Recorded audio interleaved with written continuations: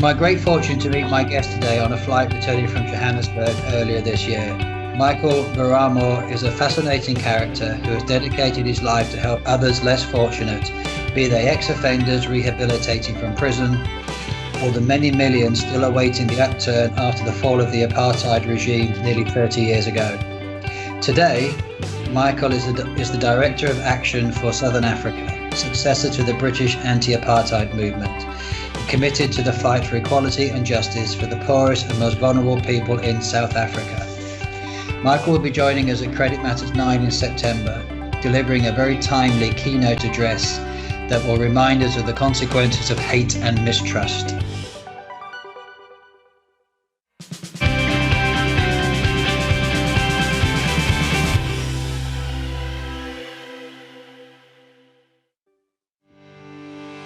Always wanted to help people to discover themselves, especially people who were not,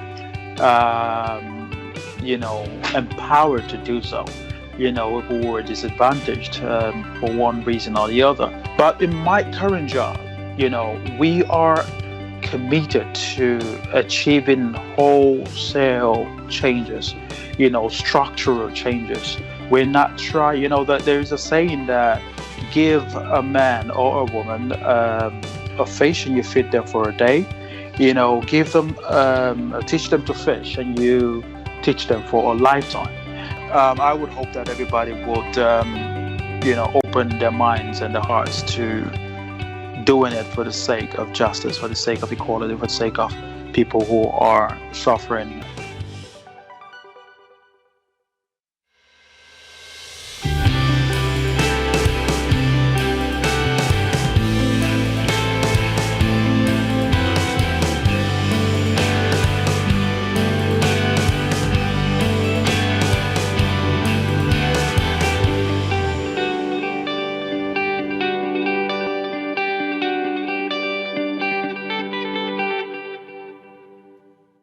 Good afternoon, Michael. Good afternoon, Mark. So you were born in Nigeria. What led you to moving to the UK? Actually, it's who? It's my wife. My wife and I got married in 2005. We met in Nigeria, and then my wife had moved to the UK and joined a family in the UK. And she returned in 2005 for our wedding, December 2005. And the very next year, 2006, in February, I joined her in the UK.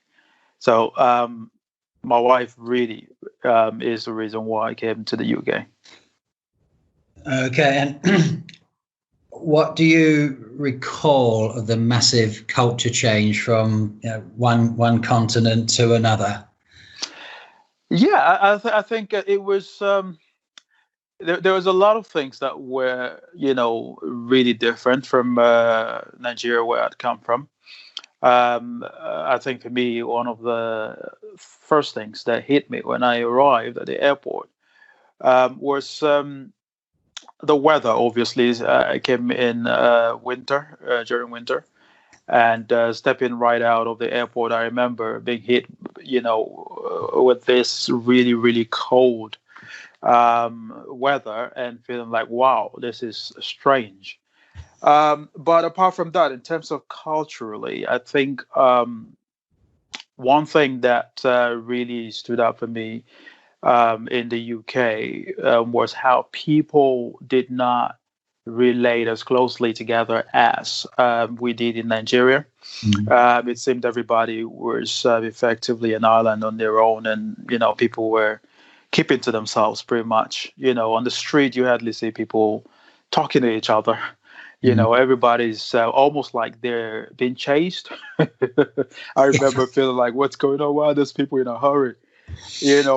And I now know why they're in a hurry. Obviously, they don't want to stay long in the cold. But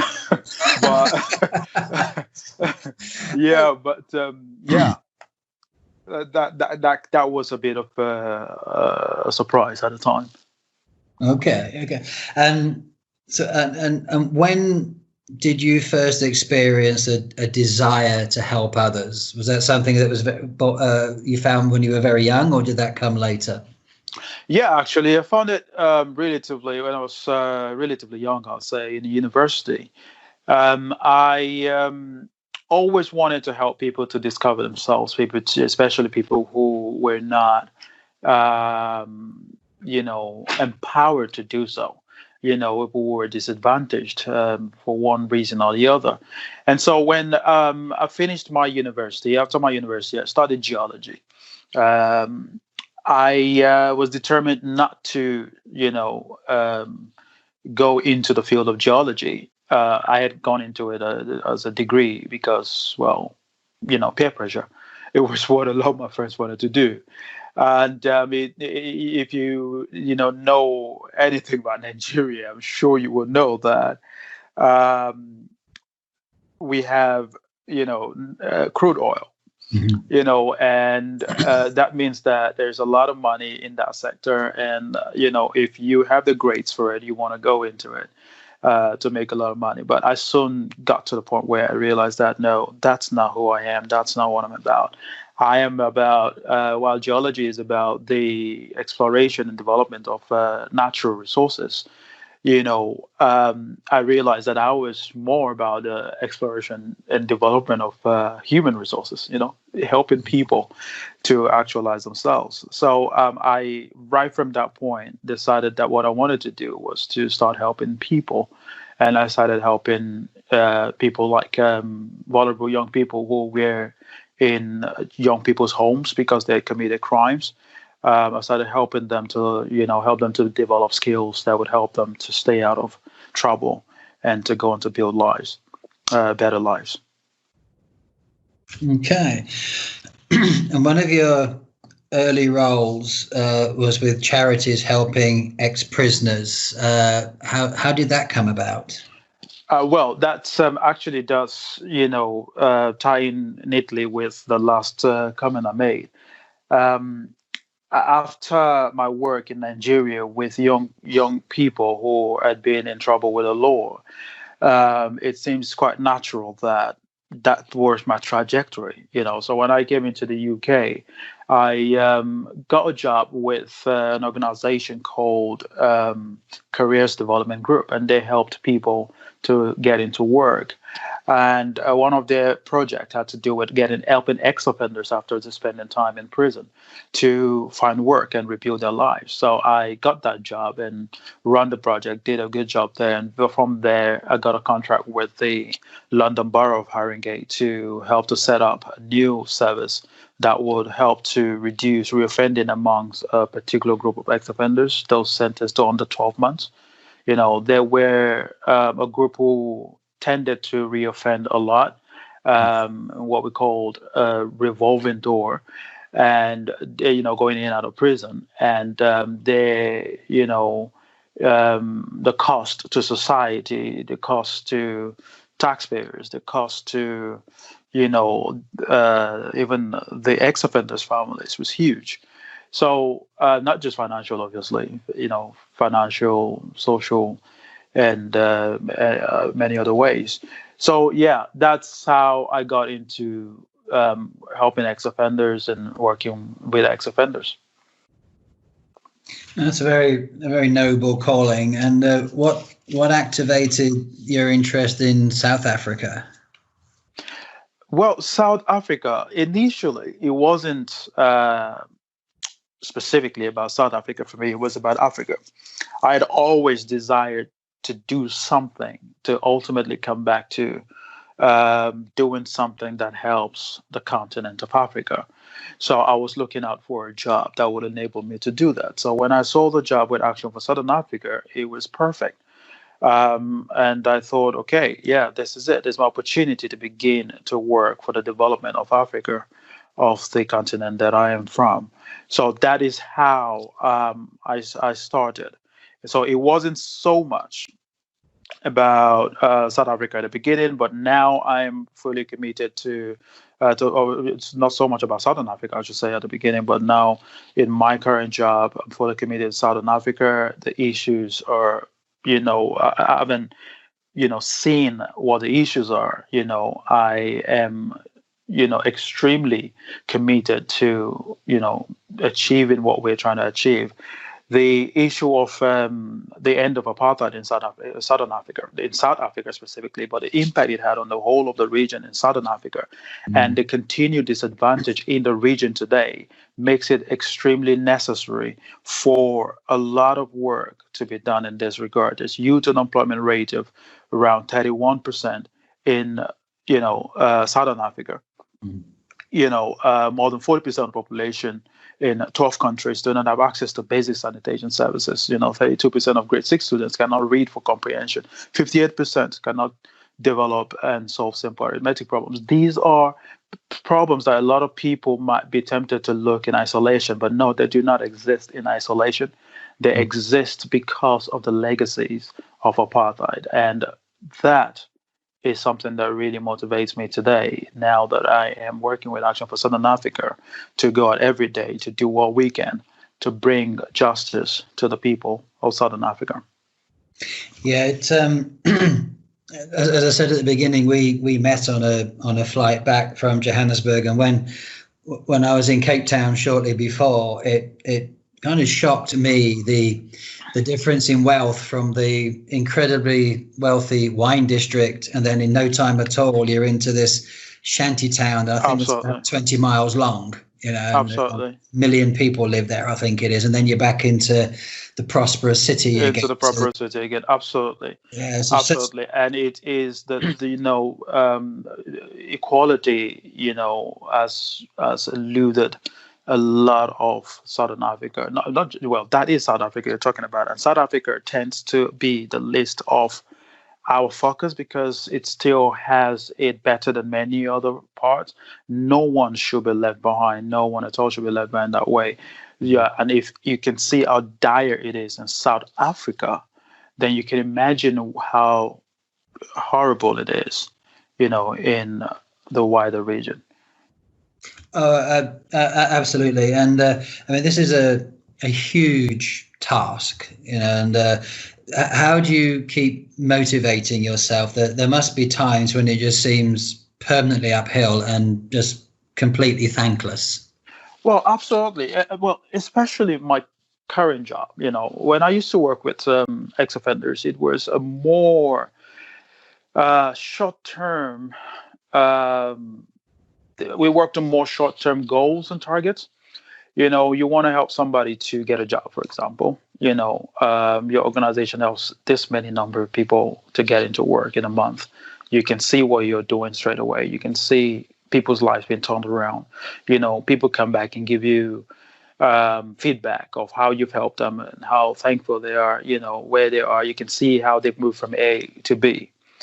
But in my current job, we are committed to achieving wholesale changes, structural changes. We're not trying, that there is a saying that give a man or a woman a fish and you feed them for a day. Give them, teach them to fish and you teach them for a lifetime. We take that saying further. We say we don't focus on giving fish, and if we have fish, we will give it. We don't focus on teaching people to fish. If we can't, we will do that. Our primary goal is to make sure that the pond where people fish is accessible to anybody who wants to fish there, that the ability to train is available to anybody who wants to train to be able to fish. So those structural things that enables millions of people to be lifted out of poverty, those are the kind of things that we work on. Mm-hmm. So it is especially difficult to measure those in the short term. So you could be doing work for a very long time and you're not seeing the result of the work that you're doing. You only measure your success by the output, by what you're actually doing, not the result that you're getting from it. Mm-hmm. So it can be discouraging sometimes. It can especially be discouraging because a lot of people will fund work in our sector, want to fund work that brings results in the short term, something they can showcase to their own people and say, yeah, we did this, we did that, and that also makes funding for us really, really tricky because the work that we do is designed to bring change, to deliver change in the long term, not in the short term. But when it does deliver change, it delivers change for millions of people.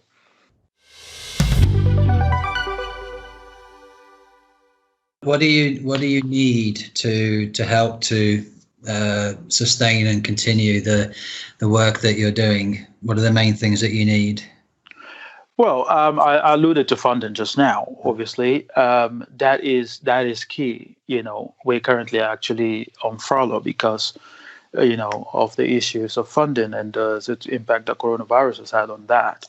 But we do call on people. We're a campaigning organization. We call on people to engage with us, to engage with the issues that we work on so that they can contribute to our actions and our calls to actions.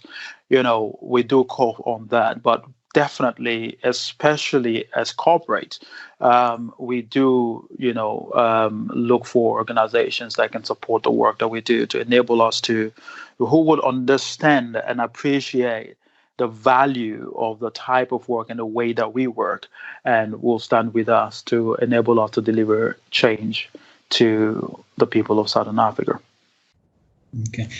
What would you say has been your biggest achievement to date throughout your career? That's a tricky one because I can't really think of one single big thing that I want to place above everything else. But certainly, on a personal level, I'll say it is probably going to be the near completion of the book I've been working on, Still Woman, which I told you about when we were on the plane together. I almost finished that. So I think that is a big achievement for me.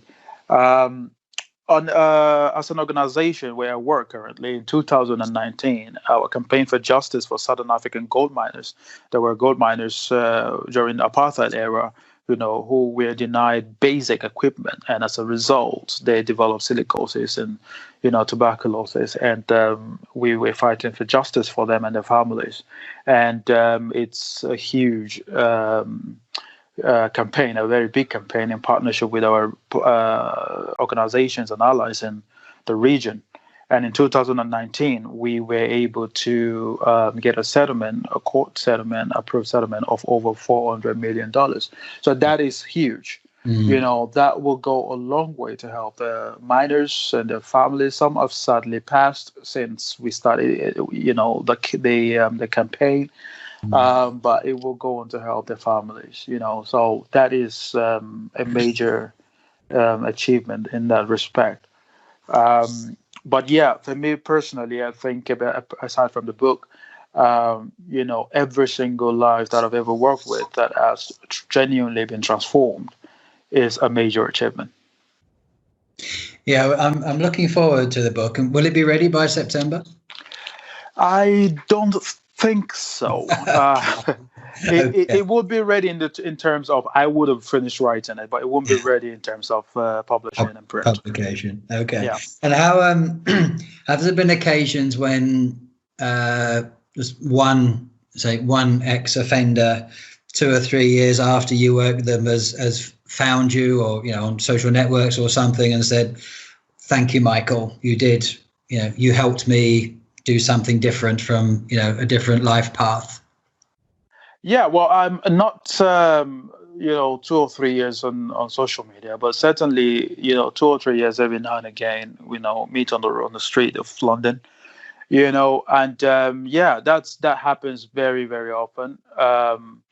When I meet people like that, they're very appreciative of our encounter and how that has led them today. But there are many more that there is someone especially that comes to my mind right now who, when we worked to get qualifications and worked with to get employment and things like that, and had a child that was, it was desperate to be a positive role model for, but in the end, after I worked with him, he stopped going in and out of prison and got his life back on track. And since then, it's been on track, and he's very appreciative of that. But there are many more that I don't meet with, that I know that the work that we did has made a difference in their lives. Yeah, without a doubt. I think if you can help one person, it's all kind of worthwhile, isn't it? But if you can help many, then fantastic. Absolutely. So it's both are very important. We need organizations that work with individuals to deal with what they're experiencing right now, but we also need organizations like Action for Southern Africa that I work for to work on the more long-term change and that can deliver things for many people at once. Yeah. Okay. Do you think the events of this year, COVID, the Black Lives Matter movement, do you think they will lead to a more compassionate society? Well, I sure hope so. It would depend on a lot of things, obviously, chief of which is our ability to make wholesale structural changes to achieve two things. One is to build a more equal society as far as COVID-19 is concerned. I mean, COVID-19 has proven to us that ultimately, when it all is said and done, we are all as safe or as vulnerable as the weakest amongst us. That's what COVID-19 has shown us. So we must be able to, build a more, a fairer society. That means that, people are not vulnerable just because of their socioeconomic situation. Because ultimately, even if we're not the kind of person that will see that will seek to make change in that for the sake of changing that situation for those people, for the sake of those people, at the very least, COVID-19 has shown us that we should do it for the sake of ourselves, because it also affects us ultimately when things like that, like COVID-19, happen. But I would hope that everybody would, open their minds and their hearts to doing it for the sake of justice, for the sake of equality, for the sake of people who are suffering all over. And the second thing is to end institutional systemic racism as far as, obviously, the Black Lives Movement is concerned. We need wholesale structural change to end the institution. One thing I always say to people is, ultimately, a racist individual does not have a strong impact on Black people, on me as a Black person, but a racist system does. So the fight is not against racists. It's against primarily a racist system, unjust systems that hold, Black and minority ethnic groups back. So if a racist person is racist towards me on the street, it doesn't impact on my ability to be to achieve a good education or to give my children a good education because of the neighborhood I live. It doesn't affect my ability to get a job or overcome the unconscious bias of a recruiter. It doesn't stop my ability to. It doesn't affect my my dignity being, of less priority as another person in the eyes of a police officer who, might want to profile me on the street, but a racist system does all of those things. So we need to overhaul the systems. We need to change the systems so that they deliver justice for people of Black people and people of other ethnic minority groups. And if we can do those things for COVID-19, a fairer society, for Black Lives Matter society that's also that provides equality to all, including Black people and all others of other ethnic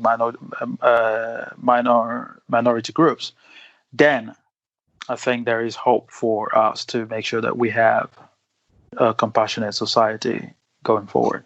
And where do you think it starts? Because no one's born with any prejudice. And through my life, I've seen religious intolerance, racial intolerance, intolerance of people's sexuality, or just whatever. I mean, where does this and myself, it's happened to me as well, just because I happen to be British and living in a foreign country. Where does it start? At what point do people influence to be scared of somebody else, or what is? I mean, it's a big question, I realize. Yeah, no, it is a very, very loaded question. Yes, it is a difficult one, because yes, people are not born with it, right? For some people it's taught, right? It's taught, obviously. The environment they grow up in, whether it's their home or their neighborhood, they're taught to hate. But for some people, it's developed, even if not taught. It's developed, whether it be because they feel threatened by another, because of an example, obviously, would be foreigners coming into a country, and you feeling like, okay, the resources are not enough for me. Why should I, accommodate you? Now, you don't have to have been born to hate the people you don't want to accommodate, and you don't have to have been taught to hate them either. Just the idea that they are coming to share resources, whether it's perceived or real threats to you. It really doesn't matter. But if you perceive that to be the case, then you will find yourself putting them in a category of the other. And once you place them in a category of the other, hate is born at some point along that route. So I think it's a very complicated one. It's taught. I don't think anybody is born hating. That, I think, is definite. But certainly, I think people are taught to hate, but people also develop hate even where they're not taught, because of maybe inherent in us as humans to protect ourselves, or to fight for resources for ourselves. So it's a loaded one. It's one that you would, I think, need a whole program of events to unpick.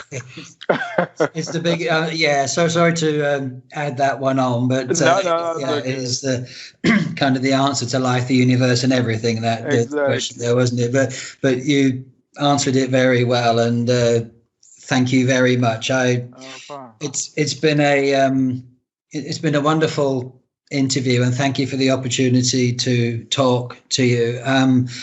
I can only say we need a lot more people like you, Michael, that are campaigning just for good and righteous, and all the things that we should just have as human beings. So bless you for that. Thank you, and thank you. We'll see you in September. Yeah. Thank you very much. Bye-bye. Bye-bye.